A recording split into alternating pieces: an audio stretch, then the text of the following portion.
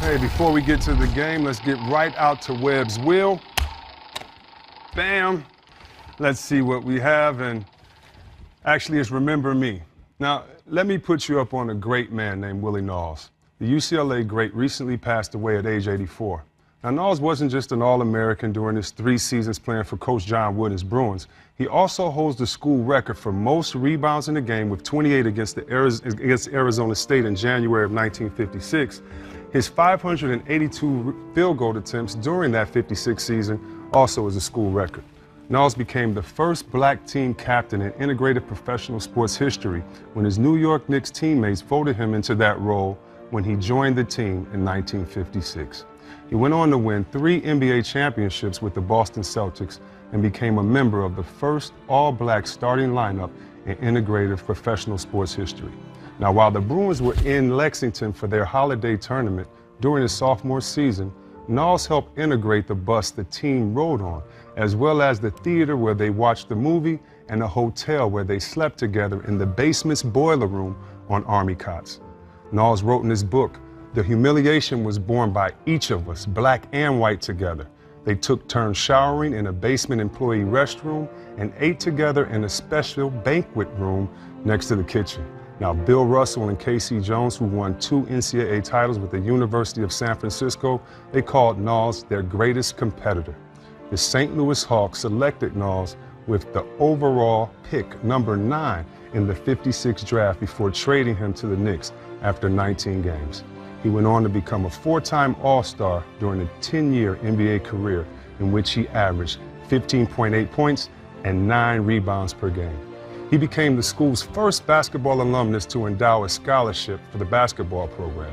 Naulls is survived by his wife of 40 years, Ann Vanderwalter, his 5 children, and 6 grandchildren.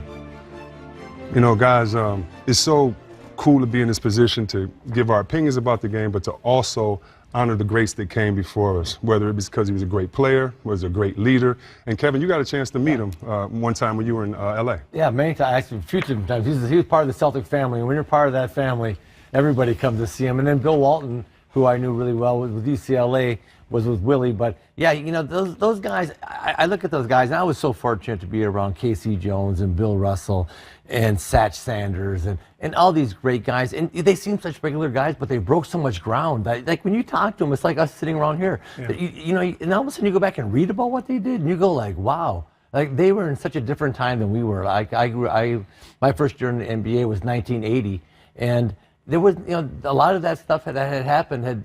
They'd already forged the ground where, you know, blacks and whites, it made no difference. You were just teammates, you know. But to think of those guys coming in and starting it all, it's pretty amazing because they were just regular, good people. Yeah, and that just speaks to how important the Celtics were during that period of time and how courageous Red Auerbach was. You know, starting 5, you know, black players, and then, you know, Bill Russell becoming the first, you know, black coach, you know, and player coach, excuse me, to win championships. But, you know, the thing that sticks out in my mind, Chris, Kevin, is the emotional impact that those guys were facing during that period of time.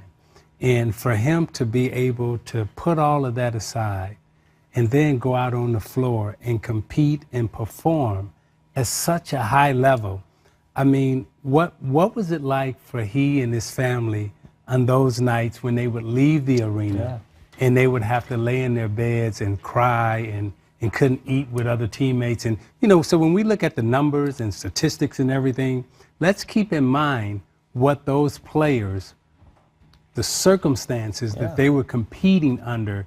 And just imagine if they were free and didn't have that emotional baggage, what type of players could they all have been during that period of time? And I'd like to thank him because he's the reason that guys like you have their programs in Chicago and give back to the youth, and also thank his teammates. In his book, he said it was born, and the humiliation was born by white and black players. They were really a team, and hopefully that just spreads a little light in your day. And thank you, Mr. Naulls, for all that you've done for players like us.